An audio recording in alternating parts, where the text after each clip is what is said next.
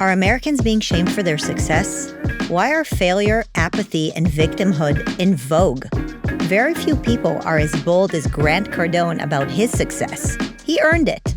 From a car salesman to a millionaire in just 5 years. He says that anyone can achieve success in America with the right mindset and work ethic. Want to feel like nothing can stop you from reaching your goals? Listen in. Hi. Hello. Grant, I'm so glad to have you on. I find your work to be fascinating. We have actually a lot in common. I think we're both professional troublemakers. Yeah. I usually call myself a professional troublemaker, but I think I found a kindred spirit. 100%. We need more people like us. Tell me a little bit about your background and how did you become who you are? I grew up in Louisiana. My dad died when I was 10, probably, what part of made me, I'm in Louisiana, I got bayous around me and the woods and guns. And this is 1968. And my dad passes, raised by a single mom. I had there was five of it, kids living in a 1,400 square foot house with no income. So, I learned a lot about money between the age of 10 and 15 years old, watching my mom suffer, no income, worried that everybody was going to take advantage of her. She was financially not prepared, is a nice way to say it. My dad took care of everything, and the money earner was gone. And so I learned right away, you need to have income that outlives your body and your ability to produce. A house is a terrible investment. Even though my dad had bought a dream house in Lake Charles, great location, but when he died, we could no longer fund that house. So I learned at 13 years old, a house is not a good deal. Dividends are not enough to depend on. Social Security and unemployment. Again, this is before they were in trouble, and they're all in trouble now. That wasn't working. The education that I was getting was slow, boring. It wasn't conducive to my energy. And, I wanted to learn how to take care of my mom as fast as I could. But the school system wasn't teaching me that. So I became trouble. When a kid's bored, particularly a young male, 12, 13 years old, a lot of energy, is bored, they're going to cause trouble. So unfortunately, it was destructive from 15 to 25. It was very destructive because a drug dealer got a hold of me. And when other men wouldn't mentor me, without a dad, my uncles didn't step in. The drug dealer did, got a hold of me. I'm not blaming him. I'm responsible for what happened. But for the next 10 years, I would lose my life to drugs. And 25, I cleaned up. And then I went back to my true ambition, which was to take care of my mom and get my money right and be a productive member of society. What pulled you out of that life of mess and trouble?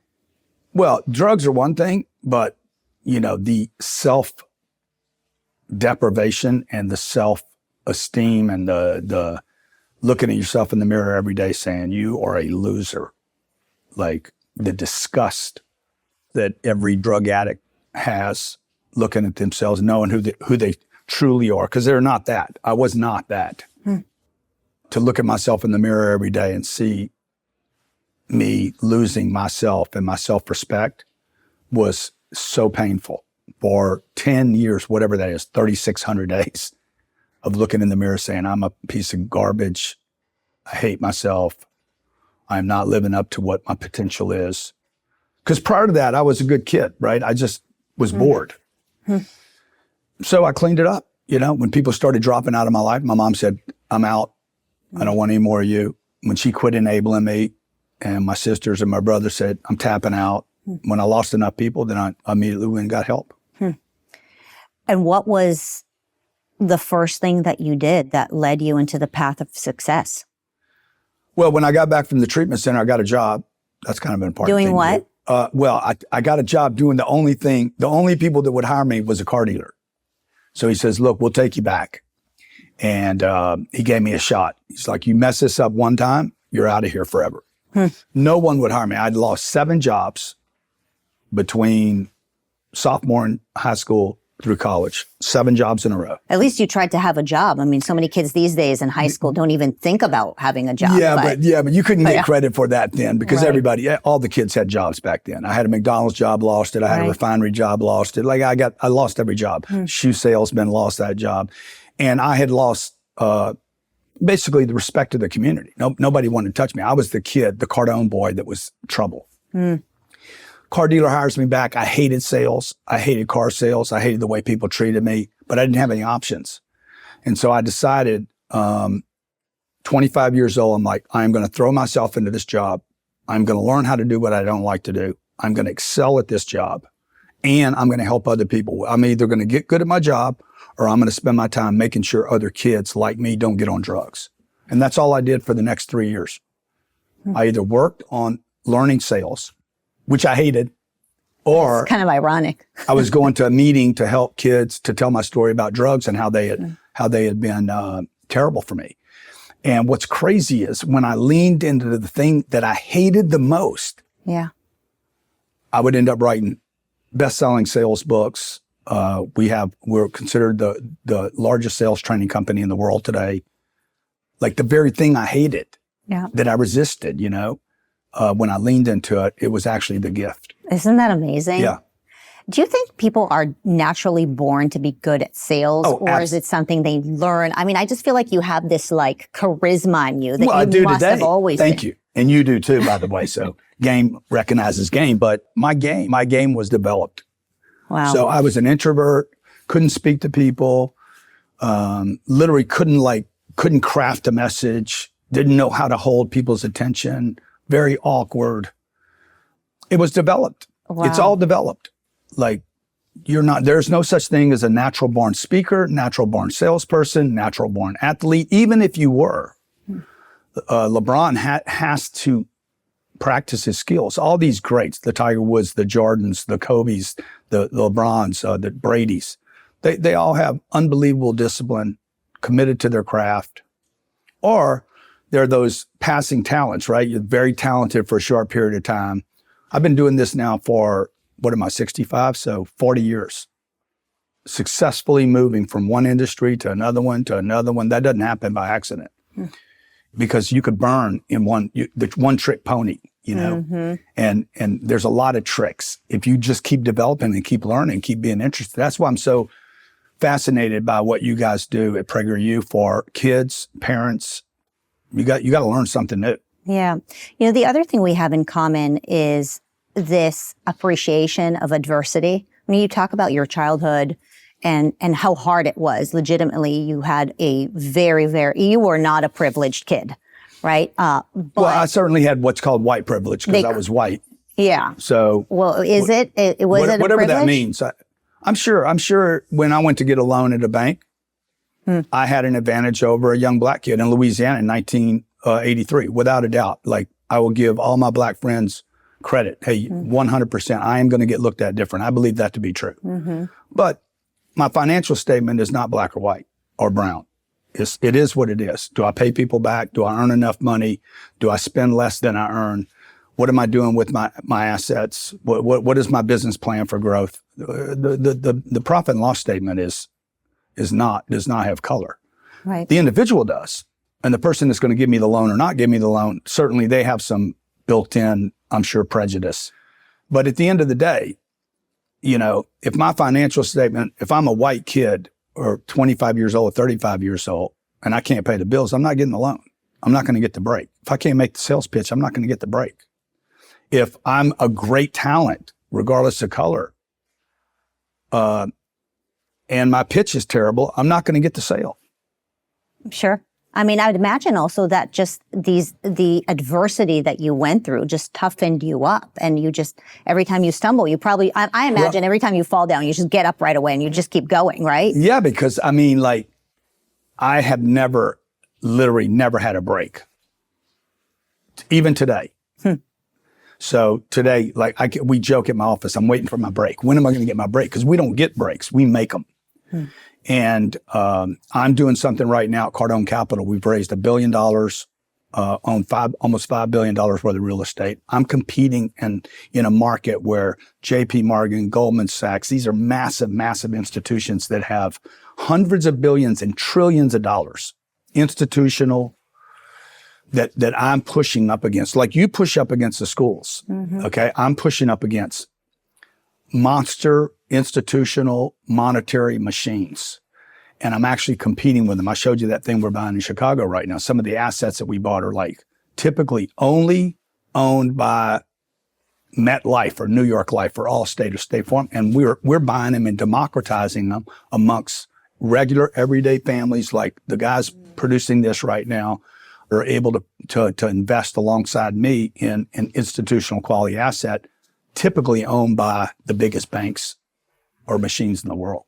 You talk about sales, which is a matter of tenacity and just getting better at it.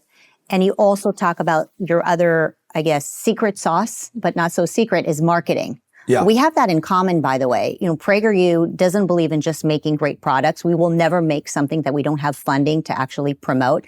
I used to use this analogy. What's the point of buying this fancy car if you never put gasoline in it? Nobody will ever see it, right? Talk to me a little bit about your marketing strategy. Well, we are monster marketers. Anybody that follows me will see, all you got to do is go Google search Grant Cardone one time, and then you'll see the rest of the machine take place. So anywhere you're going to go on the internet after that, I'm going to find you. So we have an email campaign about 5 million, Jared, 5 million people on an email list. We sent out 400 million emails to 5 million people last year. So if you want off the list, get off the list. It doesn't matter. You get off the list, I'm still going to find you on Instagram. I'm going to find you on YouTube. You're going to see me on TikTok. You're going to see me here at PragerU. Like, you're going to see me at a conference. You're going to see me at the Milken Institute. Like, there's no way to get away from somebody that's completely committed to marketing. I did not know this until I was 51 years old. We did not start marketing. I had been in business for 26 years before I recognized marketing to be senior to sales. It is the most important thing a company does. It is the number one, probably number two, and number three most important role the CEO should have of every company. How do I market? How am I branded? When people think about other people, why don't they think about me? And so we do a lot of crazy marketing stuff to get people's attention and to keep their attention. You know, it's interesting because in the world of information, you know, PragerU we're kind of a different kind of beast. I don't know how to exactly characterize what we do, but we're somewhat similar to some of the think tanks. And I remember when we started PragerU about 13 years ago, it started in my kitchen. I'm not a garage person. I started in the kitchen. That's, it's the best place to be.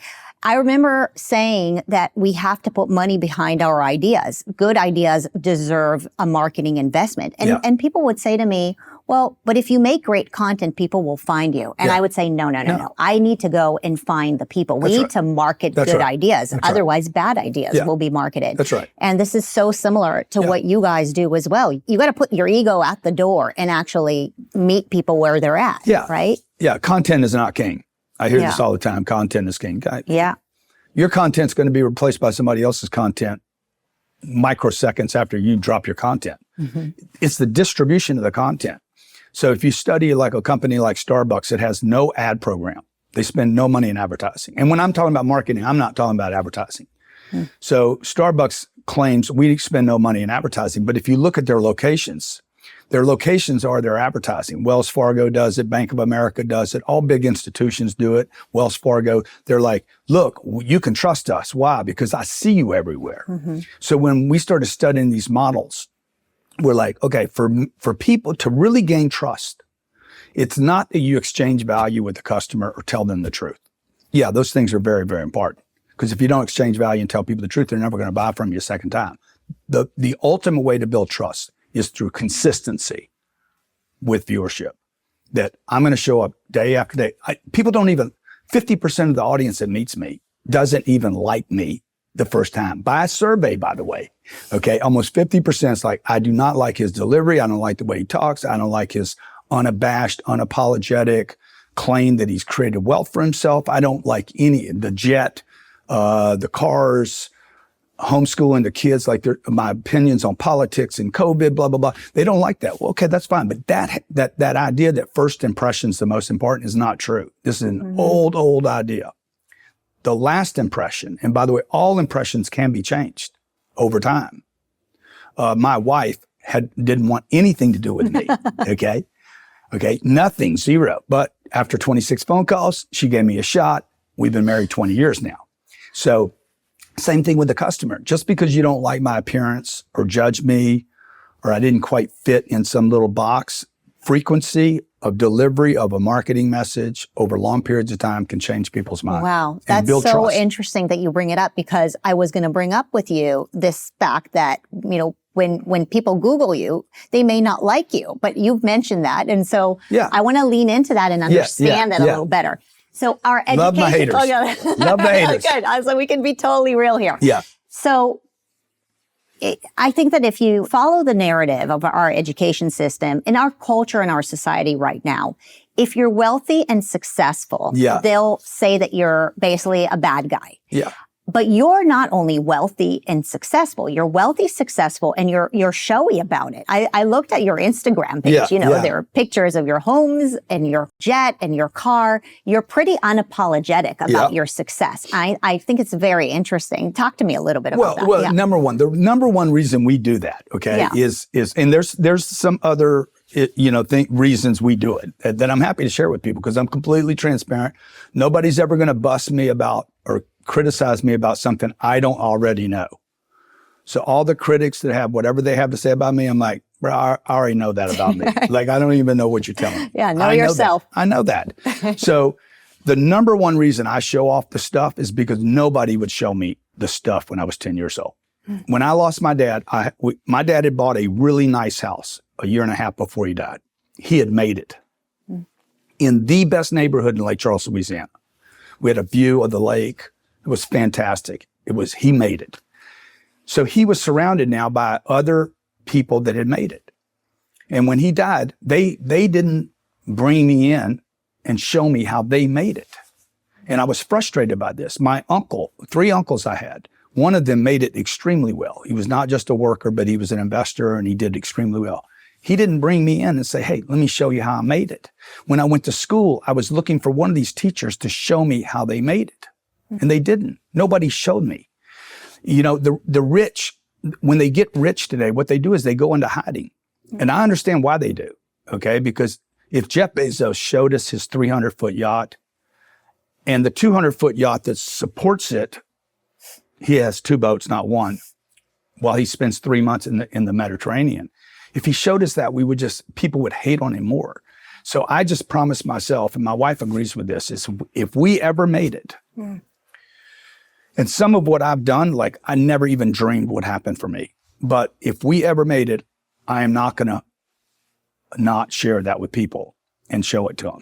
So the number one reason is this, because I didn't get to see it as a kid. I want to show people and inspire them. I don't have a basketball career. If I was a baseball player, I would show how to make the swing or make the pitch. Or if I was a rapper, I'd show off my chain and show off my golden or platinum albums. In business, if you sell $1 billion of products and you tell people I've done $1 billion over the internet, I've raised another $1 billion.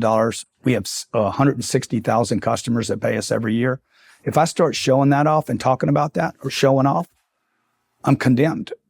But if you were a rapper, a ball player, an Olympic athlete, you would show off your medals. Right. So the second reason we do it is because it markets. People I'm competing with. Nudity on the internet, car wrecks, foodie videos that are like so compelling to watch. Like I watch these foodie videos. You have the chocolates right here. They grab people's attention. I'm competing with all that for attention. So you throw in a $70 million plane and I'm getting on it. All of a sudden people are like, what's is that? That really his? What is that? How much does that cost? How did he get that? And some of that is because I've always been inspired by other people's success. I have never envied what other people have done. Whether it was the big house, wow, who lives here? As soon as I walked in this house, who lives here? Who bought this? What did they do? I'm still inspired by it. The private jet, I'm inspired. Who did that? So I don't hate on stuff. Some people do. Yeah. And the last reason we do it is because the haters are so predictable and they're so dependable. Yeah. I want everybody to understand, like, they're predictable. All you got to do is drop something for them to hate on. And they are predictably, they will comment, they will share, and they will spread your message better than the people that support you. So I love my haters. I would not be where I'm at without my haters. So it's like that attention basically fuels your enterprise. 100%. Without them, we would have to spend probably 3 times the money in advertising. Yeah. Oh, I can relate to this. 553 hit pieces on PragerU this summer alone, from the New York Times to the Guardian. Awesome. You know, and actually they just hate, they don't have anything substantial to say. Yeah. It's actually hard to condemn us for anything real, but they love to hate us. And, you know, that's just the environment we're in. So I guess it's free media, right? It's free media. It's free media. Because the only thing people will remember 3 years after that, whatever they wrote, is PragerU. Right. The actual brand. They will remember nothing else except PragerU. Okay. So you guys that hate on us, please go do a click video on me. Right. I don't like make a commentary on the video. Yeah, exactly. Lie about me, whatever you want to do. Like we pick up so much press like that. Yeah. Oh, you're strong. Love my haters. Yeah. All right. So here's I have a list of controversial stuff that that would get us in trouble. You say that one should not own the house that they live in. Can you explain that? Homes are a terrible, terrible investment. But the American dream is to own a house and a white picket fence and a dog. Yeah, but those people didn't do the math.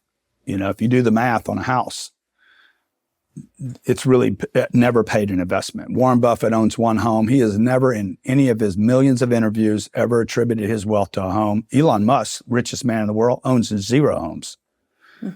Now, there are some rich people out there that own a bunch of homes. Larry Ellison owns 13 homes. They're all in stupid, ridiculous trophy locations around the world. But he never attributes his wealth creation from a home. It's from businesses. Owning a business, running a business, growing a business, contributing to a business is what creates wealth, not a house. But who benefited from the homes? The banks did. Okay, banks are making 7 to 8% every year that you own a home. So over 30 years, just interest, you would have to make 240%, a 240% gain on that house, just in the interest. You'd have to make another, like in Florida, we pay a 2% property tax here in Golden Beach. So if I owned the home 30 years, I would have to make another 60% just to fund the property taxes. I haven't paid insurance, maintenance of the roof. Now, the audience is going to say, but where am I going to live? You're going to rent. You're going to rent where you live, and you're going to take the money that you would normally use to buy a house, and you're going to use that to build yourself, build your business, or invest in other real estate that pays you income. A house is a terrible, terrible investment, and I own 2 of them. So people think that their residence is their asset. Yeah. And I know that you and Robert Kiyosaki, who's another good friend of mine, say your residence is actually not your asset, it's your liability. And I know you kind of explained this, but I want to actually dive deeper into this because it's something so contradictory to what people think about and hear about all the time. You get all kinds of tax breaks when you buy your first home, depending on what state you get limited tax breaks. So very limited. Like dive into this further because I think it is so crucial for financial literacy for people to understand that. Well, let me confront the financial literacy issue. We are financially indoctrinated. We are not illiterate. You're basically you're taught how to play. You know, when you go to Las Vegas, they have a book, How to Play Blackjack, How to Play Craps, these books are written knowing the more confident you are about how to play the game, the longer you will play the game. The banks have, with the help of the education system and the media, have indoctrinated America on what they want us to spend money on. Breakfast is the breakfast of champions, and that's the most important meal of the day, and buy a house and save your money and get an IRA account and go to college. Well, we're going to get into that one in a minute. All these things are myths. These things are played by the book. These are programming people, like put on the mask, get a shot, very similar programming. And buy a house is a liability. It should not be on your net worth statement as an asset, but as a liability because you have to replace it. If you sell it today, you're going to have to replace it with another place to live, which is going to cost you money. And so what? When I go to a hospital, if I have to go to the hospital, I want to get in and get out as fast as possible. I don't buy the hospital. If I go to Whole Foods, I don't buy Whole Foods. I go in there, get my food. I don't buy a farm to feed myself. I rent the food, use it, and go back and get it again. Same thing with where you live. People should use the place they live. pay for the use of the place. Take all the other money, invest in yourself. That's an asset. Can't steal it from me. Can't be depreciated. Invest in the business. Much better return investing in my business than in a house. I can make 100% of my money in a year. I'll never make that on a house. In any market, that will never happen. And the third thing people should invest in is real estate, which I love, real estate, that has cash flow and tenants in the properties. That comes with the maximum number of tax benefits, passive income that people need forever, and big depreciation, as well as long-term appreciation. Do you think that there is an emotional, and maybe it's part of the brainwashing, but I feel like there's some emotional tie to owning the place that you live in? Yeah. It's, it's the Cardones live here. I get to put my little mat there. I get to put my furniture in a place. But you can do that. Some of the apartments that are being built today, some of the apartments we own, the pool's $2 or $3 million, the theater's $500,000, the security got $400,000 security systems, great places to park, concierge. Apartment living today is not what it was when I was growing up, where poor people were the only people that rented. Today, the wealthy are going to they're going to move, they're going to be mobile, they're going to travel. Millennials don't want to own homes today. Homes going forward over the next 30 years will prove to be an even worse investment than the last 30 years. Wow. Fascinating. Yeah. But you would still invest in real estate. Oh, 100%. Like I said, I own 2 homes, terrible investments. I bought them. I got emotional about them. I think I'm going to make money on them. They're in trophy locations. One's down the street from right here. I think I'm going to make money, but they're a headache. I got to maintain them. I got to fix them. I want to rehab them. I got my own ideas about them. It takes a tremendous amount of energy, and I'm stuck in that location for periods of time. Like if the market goes bad and I want to move, I can't because I got this thing anchor me down. Okay. So my advice to all young people, never buy a home, ever. Wow. Until you're super wealthy, then you buy a home. Till then, invest in yourself, invest in your business, and invest in real estate to cash flows. Okay, so you talk about invest in yourself. I think young people are hearing that part of investing in themselves means going to college. Yeah. So let's talk about that. You did go to college. I did. I went to college. I have 2 degrees. Wow. What are your degrees in? I have education, and I have an MBA in nonprofit management. And obviously, I went to UCLA. I started business economics. I have the collection. And now you're doing media. And now I'm talking to everybody about how they should not go to college because these colleges are just a game of loans. Yeah, is that the consensus? For me? Don't go. No, from the people you're talking to. Who are the people that I'm talking to?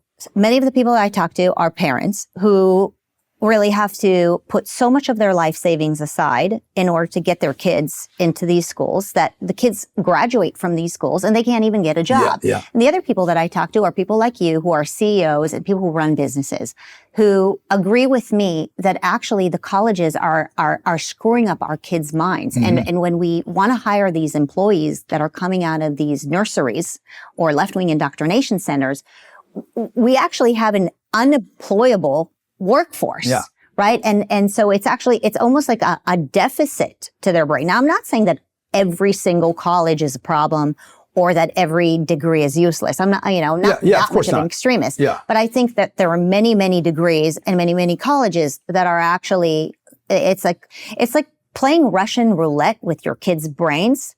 And for America, I think it's playing Russian roulette with the workforce that we're going to go and inherit. I mean, getting a degree in balloon blowing is ridiculous. Well, there's a lot of that going on. So I know I'm interviewing you. A lot of balloons in college right now. A lot of ballooning. Yeah. So I went to college, spent 5 years there. I got a good degree, accounting degree.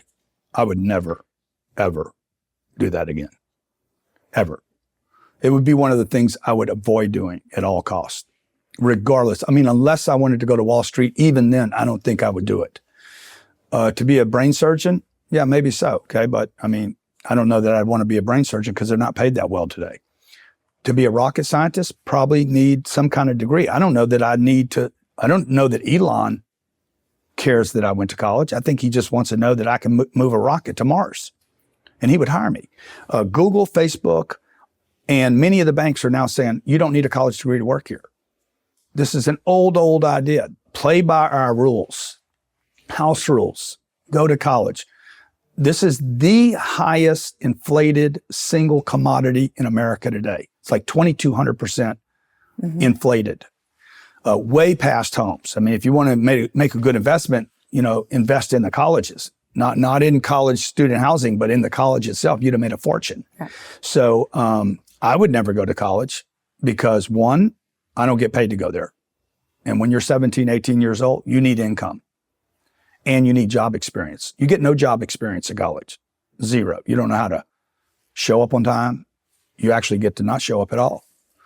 The worst things I've learned in my life were learned either in high school and college. All the bad habits I ever created as a young man, I learned from my peers in high school and college. The fact that I walked out with $40,000 of debt to today would be more like $120,000 to $160,000 in debt. And I didn't earn 5 years of income. That'd be another $150,000 to $200,000. College costs the average kid about $350,000 to $400,000 when you include the loss of income and the debt required to do it. To create someone that does not know how to communicate, can't write a resume, can't write an email, really, knows nothing about marketing, nothing about finance, and walks out and believes that they're entitled to a job, and they're not. And AI, last thing is AI is going to destroy colleges in America. Are a lot of your friends that run businesses seeing the same thing? Yeah. We have 700 employees. I have never given 1 ounce of plus points because somebody went to college. It means nothing to me. Even at the executive level, it means nothing. You went to Harvard, okay? So what? Who do you know? That's the only reason I would send my kids to Harvard, by the way. For networking. I'm like, well, who'd you meet there? Do you know the Obamas? Do you know the Bushes? The only reason to go to Harvard is that. Can I ask you about your girls a little bit? Yeah. Your girls are not in school anymore, right? You're homeschooling them. Yeah, we took them out 5 or 6 years ago. Okay, so growing up, I don't know if it was the same case for you. I used to hear that if you don't send your kids to a government school or some sort of thing, they're not going to learn how to socialize. Yeah. I'm going to go on a little rant here because I'm curious about your reaction to this. There's this saying, jack of all trades, master of none. People oftentimes forget the last part, which is, better than a master of one. I see this in the medical field. I think that doctors that are so hyper-focused only on one part of your body will ignore other pieces of your body, and it's really dangerous. You see this, by the way, in education. My background is in education, and there used to be this thing that we were told to tell parents to have kids only participate in one sport per semester because I don't know what, they should focus in on one thing, which never made any sense to me, especially now as a parent. I actually think the more sports my kids do, the better, right? And also as an employer, at Prager we have about 150 employees. I've realized that the employees that actually have multiple, have multiple abilities, and also access to being able to be outside of a box and being able to do multiple things. It's actually more fun. It's more rewarding for them, but it's not just more fun. They're smarter. They're better critical thinkers. There is an assembly line that is created in the education system that makes you think like only a master of one. And I think it's actually problematic. And when you look at homeschool kids, they're forced to have multiple skill sets. Yeah. They're forced to integrate. They're encouraged to integrate and synthesize. We have many employees that were homeschooled, and this whole idea that if you don't go to a government school or a private school of some sort, you're going to be awkward or you're not going to learn enough. It's actually like this whole concept now is shattered, in my opinion. And I want your reaction on this. Well, jack of all trades or no? I definitely don't want to be a master of just one trade, because that trade is going to, sooner or later, you're going to be older than the trade. I mean, ask Tom Brady, master of quarterback, but he's at the end now, and he's going to have to figure out how to be other things. Everybody has to become something else. Your industry is either going to be destroyed, your product line is going to be the skill set you got in college is going to go away at some point. Like, we just can't keep up with technology.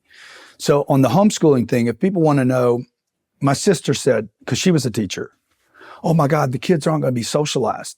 I said, exactly. I don't want them socialized by these idiots. I don't want them with your kids. I don't want them with the teachers. I don't want them in the system, and I don't want them involved with the government. Anything the government touches, I don't want to be involved with. I don't do government housing, nothing. I don't want to pay the IRS. If I can figure out how not to pay the federal government money, I don't want to pay them. I don't mind paying my state where I have businesses and real estate, but I don't want to fund all these crazy activities. And the last thing I want is the government involved in my kids' education or some strange teacher or your strange kids. Until I approve of your kids, I don't want your kids around my kids. So we pulled them out. The biggest benefit of homeschooling is, first of all, it is the most unbelievable thing for a relationship between the father and the children and the mother and the children, because now we have time with them. I'm not delegating the activity to somebody else to take care of my kids. Number two, it's not as hard as people think it is. We thought, oh my God, this is going to be hard. I'm going to have to be doing math and geography with the kids. I get lost in all that stuff. And I definitely don't want my wife doing math with Sabrina and Scarlett. Okay. What are they going to learn? No, well, you're both, because she counts on her fingers. You both work a lot, We right? work a lot, right? So how do you do it? But we can, because we created our life around this. All the businesses that we have support us homeschooling our children. Our kids work in our company, have since they were 6 years old. We don't pay them an allowance. Okay, we give them a contract. We pay them a salary. You give your children a contract? Do they have to sign it? They have to sign the contract. I love that. Okay, they agreed to everything on the contract. They have to speak in front of audiences. They have to meet customers. They have to call customers. Like, if you see my kids, you will understand that not having kids in the school system actually makes them more social. Now, the downside is they're not part of the varsity team. They're not going to be cheerleaders. They're going to miss all that. They're probably not going to learn how to drink and drug with your kids. They're not going to become addicted to TikTok. Well, that's still on us. We still have to handle the phones, right? But they're not going to be seeing TikTok on the phones, and they're going to get through the school system faster. So I told my kids, I said, look, this school thing is 12 years. Do it in 6. Do it in 8. You should be out of high school at the age of 14 or 15 years old. There's no reason to be 18 when you do this. You're young, you're vibrant. Just get through it, man. My mom used to tell me, if you're going through hell, run. That's what high school is. Get through it as fast as you can. And so I would tell everybody out there, single mom, you're working your butt off, and you're like, there's no way I could homeschool, but I'm interested in it. I promise you, you can do it. Work with your employer to say, I want to homeschool my kids. I need another something a year for the transportation or the nanny or whatever I need, so that I don't have to drive these kids back and forth to school and end up with problems when they're 15 or 16 years old. Wow. Amazing. Use PragerU. Use PragerU. I mean, that's exactly what we're trying to do. Yeah. I mean, people have been told that they cannot educate their kids because they don't have a master's in education. My brother got his kids are in the system, and he got an email saying, agree that your kids will not use AI. You have to sign off on it. And he sent it to me. And I'm like, oh, wow. I hired a person to teach our kids how to use AI the same day. Right. Why wouldn't you use it? It's a new technology. Yeah, completely. When did you stop trusting the big behemoth institutions? Is it something that happened since, I call it the lockdowns. I don't use the C word because triggers. Triggers the audience, or it triggers the algorithms. It triggers me because I just think it was such BS. Yeah. I didn't trust the system, but when I was 10 years old, 55 years ago, I'm like, okay, all this is broken. What my dad thought to be true is not real. The middle class is a broken class of people. The middle class, basically the whole structure around America, we have the largest middle class in the world. We're the richest country in the world. We're free here. There's nobody free here in this country. This is propaganda perpetuated onto the American public we're the greatest country in the world. Maybe, but maybe you hadn't traveled either. Okay, our food system sucks, our education sucks, our hospitals suck, bridges, roads, airports. Go to Dubai and look at their airport, compare it to ours. So I can just go down the list. I mean, we are a degrading society. And do I love it here? I'm not leaving. I love it. I'm not asking to go any other place. I want to fix it. But in the meantime, I'm going to make sure self-preservation, my family, I need to demyth myself, unbrainwash Grant. And it started when my dad died. When my dad died, my mom sold the house. Okay, I learned. Kids are 10 and 11. You don't have to be 41 years old to learn. Your kids know stuff that adults can't see anymore. And when I was 10, 11, and 12 years old, I was like, okay, my mom's got money in the bank. She's worried about it every day. She has no income coming in. She's having to sell the house. She's moving us across the street from the high school, the prison. Go back and look at the school that you went to. It looks like a prison. And she wants to make sure we get to school every day. My mom is the one that convinced me to go to college. I spent 5 years there. Nobody has ever asked me for my college degree, ever. No bank has ever asked, what's your college degree? When did when COVID came around, I'm like, the whole country's going to go for it. They're going to put on a mask. I ran out, got my toilet paper. But that's as far as I went. I didn't do the mask the whole time. We never shut down. We continue to have events. I didn't get vaccinated. Can I say the B word? I didn't do any of that stuff. But I'm not a go-along guy. You know, I didn't work in institutions or corporations. I've worked for myself since I was 30 years old. People need to become more self-reliant, and they need to start, you need to challenge what your parents believed, because your parents were brainwashed. All our parents were brainwashed. The whole country's been brainwashed. Every country does this. What are your thoughts about the business community? There are a lot of very successful people who made a lot of money using some of the greatness of America, right? Yeah. Like, you can make a lot of money here if you work hard, have a little bit of luck, and you just keep at it in the way that, you talk about. Yeah. They make the money, they get their jets, their boats, and they're gone. Meanwhile, there's the woke industrial complex. You have started speaking out against these, big businesses, these big woke businesses, the ESG stuff that is now infecting many of the corporations and the companies, and especially the small businesses are suffering from ESG and woke stuff. You have started speaking out. Why? And what are your thoughts on other business leaders who are kind of like sailing into the sunset and kind of like not dealing with it? They don't want the heat. They got their money, they got their yacht. And look, I get it, but they have their stuff and they don't want to lose their stuff. I have always been a big mouth. When I was in high school, I was a big mouth. I got punched in the mouth because I was a big mouth. I've always had an opinion. The drugs stopped that because I no longer had the self-confidence and enough self-esteem to continue to have my own opinion. But once I got over that, I'm like, and started becoming successful again, I was like, well, okay, I can have an opinion. Now I need to back my opinion up with some success. You can't just have a big mouth and be broke. Right. For instance, when Google, the big banks, Facebook, it was September 23rd, 2021. There was a deadline. You have to get your vaccine now, or you can't work here anymore. We started marketing to that audience immediately. United, Delta, all the airlines were doing the same thing. And I basically ran an ad and it said, hey, if you work for any of the big tech companies, the big banks or the airlines, and you don't want to get the jab, we have a job to offer you. We will never, ever get involved in your vaccine. Never require you to. If you want to get it, good, but we'll hire you. We had 1,800 resumes in 48 hours. So I've always said, hey, let me use this against the institutions. I'm not an institution. I'm a little guy. So I wrote about this in a book called If You're Not First, You're Last. The big giants, whoever you're competing against, has deficits. So I'm looking for their liabilities. Okay. It really wasn't a COVID vaccine issue. It was like, how can I take advantage of this situation?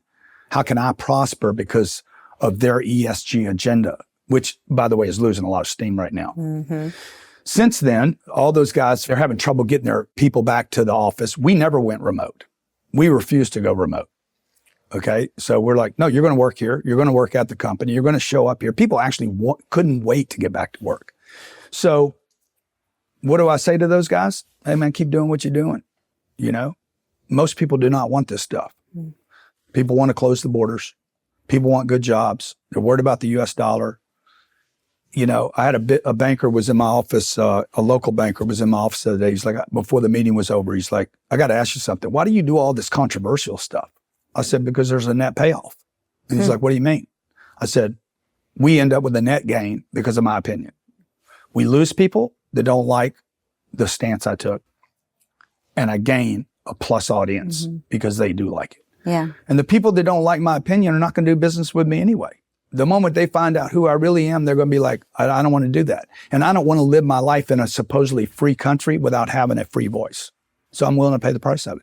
Well, we're definitely seeing an alternative economy of non-woke 100. Companies that are starting, whether the Daily Wire and media. A lot of media companies are starting, but not only that, right? Jonathan Isaac, the basketball player that would kneel for the national anthem, is starting now an athletic wear company. And so I actually think it's exciting. People who recognize that when you run against the herd, you actually produce something new and you shine. You can shine, really. Yeah. And I think it's going to become more and more popular to have a voice. Yeah. It's courage. You said it before the interview. You know? People always say it takes money to make money. That's not true. It takes courage to make money. Yeah. It takes courage to make a difference. It takes courage to start a company. It takes courage, and we're short on courage in this country. There is definitely a courage deficit. We have a video called "Do What You Fear," and it's amazing because I know in your older book you talk about that. Yeah. Don't call it. It's never an older book. It's not an older book. It's about, actually, I really love it because it does talk about this need for actually doing what you're afraid to do, right? Like you were afraid of sales, and you're now the master of sales. I was afraid of giving speeches, writing, and now I both write and give speeches. It's so true that if you just lean into it real hard and you just kind of come through it, you walk out of that fire. You walk out. You never walk out of that fire empty-handed. Tell me a little bit about your experience with why people should do what they fear. Well, it's not going away. 65 years, fear's never gone away in my life, even today. I walked in here today, uncomfortable, a little anxious, and, I might act like it's not there, but it's there. It's always there. So I just get comfortable with it being there. I'm like, why are you guys trying to get rid of it? I know people medicating to get rid of their fear. It's not going away. As soon as the medication wears off, I promise you, your buddy fear is going to be back. You need to make it a friend. And so now, like, I do what I'm scared of. Most of the time, I'm able to move into what I'm scared to do. And so I used to play really small. Probably the biggest mistake I made in my whole life was everything was small thinking with me. When I started my real estate career, I bought small stuff. Safe. I could calculate around it. I can do that. Baby steps. You got to start somewhere. Start small first. All this stuff that we're told to do. This is not what the super successful do. They take giant steps. They take big risk. And the middle class, if you notice the middle class, very conservative group of people, they save their money. They protect. They're doing this the whole time. I'm scared. I'm trying to protect myself from something. But if you want to really expand and grow, you have to take risk. And fear is a great indicator of the thing you should do. I just read Elon Musk's new biography. And I mean, he's like addicted to doing things. He's a beast. That guy's a beast. So it's inspiring and almost overwhelming at the same time. And I totally get that. But you can be controlled through fear, and that's a big problem. Yeah. When the shutdown happened, they were coming to our office every day. They sent a policeman there and said, "Tell Mr. Cardone he's not supposed to be at work." Security guy would come to me. "Hey, Mr. Cardone," they told me, "You're not supposed to be at work." I said, "Good. Tell them that you told me. I know I'm not supposed that I'm not supposed to be at work." They did their job. And then they'd come back 4 or 5 hours later. "Hey, is he still here? We told you." I'm like, "Tell him you told me." They just kept coming back until they quit coming back. So I was hoping they would arrest me. So I'd get some press for my business. You get some good Instagram footage. Exactly. I mean, like, okay, Grant Cardone went to jail. Oh my gosh. Okay. Tell me about your new book. You have also a generous offer that people can. So tell me a little bit about it. What do you hope people would get out of this? Well, it's a wealth creation formula. It's how people need to rethink much of what we talked about today. The banks, housing, savings, piggy banks, credit cards. We have the highest credit card debt we have ever had in this country at the highest rates, and people are still using it. The Fed is lying to you guys. Our jobs are great. The jobs are not great. The jobs are going to go away. We're going to have a massive recession, and you have to start planning how to create wealth. Become dissatisfied with the middle class. If you're in the middle, become dissatisfied before they push you into poverty, because they're gonna. There is an agenda to redistribute wealth again at massive levels. And this book is going to show people the exact formula that I've used for 35 years now, over and over and over, to get myself out of one bad situation into a better situation and keep improving that without using banks, without using institutions, without having a bunch of connections like most of us don't have, without having a bunch of Harvard friends. I don't have them. Doing it my way in a free country and create wealth for you and your family. And that's what that book's about. Awesome. And people can buy it, or there is a free downloadable PDF on our site. You can go to Amazon, but I gave you guys a link so people can just download it to their phone. So free PDF. Yeah. It's great. Well, thank you for your generosity. Yeah. This was fascinating. I really enjoyed getting to know you better. And I want to have dinner with you and your husband. Let's do it. Okay. Thanks. Thank you.